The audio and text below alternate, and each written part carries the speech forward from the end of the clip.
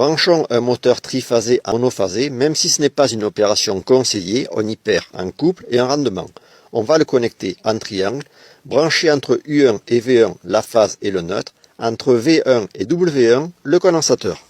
Pour le calcul du condensateur, il y a deux formules à partir des caractéristiques du moteur, courant nominal en ampères et puissance en kilowatts.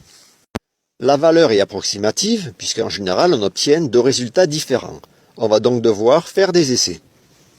Attention, on doit utiliser un condensateur permanent 450 volts puisqu'il sert à la fois au démarrage et pendant le fonctionnement.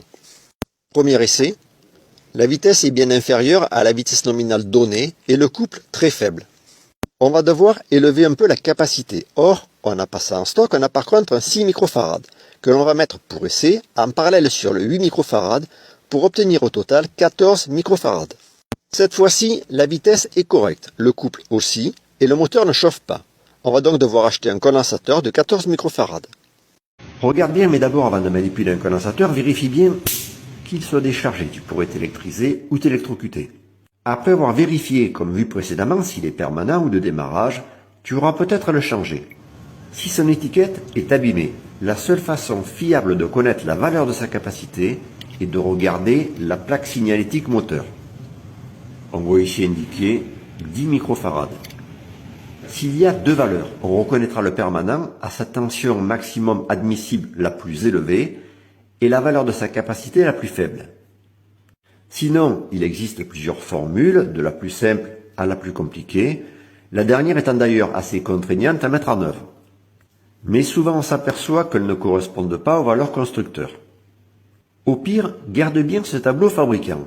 Il te donnera une valeur approximative de ton condensateur en fonction de la puissance de ton moteur. On va voir de plus près les moteurs brushless, qu'on confond parfois avec les servomoteurs ou les moteurs pas à pas. C'est pas seulement des moteurs sans charbon, comme leur nom l'indique. D'ailleurs, on les appelle aussi machines synchrones, autopilotées, à aimant permanent. Même si les moteurs asynchrones triphasés alternatifs n'ont pas de charbon, ils n'en sont pas. Donc, première caractéristique, c'est pas de charbon et un rotor à aimant permanent. Ensuite, il y a un contrôle permanent de la position des aimants en rotor, par codeur ou autre, on verra plus tard. Les servomoteurs, eux aussi, intègrent ce contrôle de position ou de vitesse, pourtant, ils n'en sont pas forcément. Au stator d'un brushless, on a 3 bobines alimentées séquentiellement en fonction de la position des aimants, de façon à ce que la vitesse du moteur corresponde à la fréquence du champ tournant. Dans un pas à pas de contrôle. On envoie simplement une impulsion successivement aux nombreuses bobines placées au stator. On reconnaît le stator d'un brushless car ces 3 bobines sont montées en étoile, les 3 autres fils sont donc mis en commun.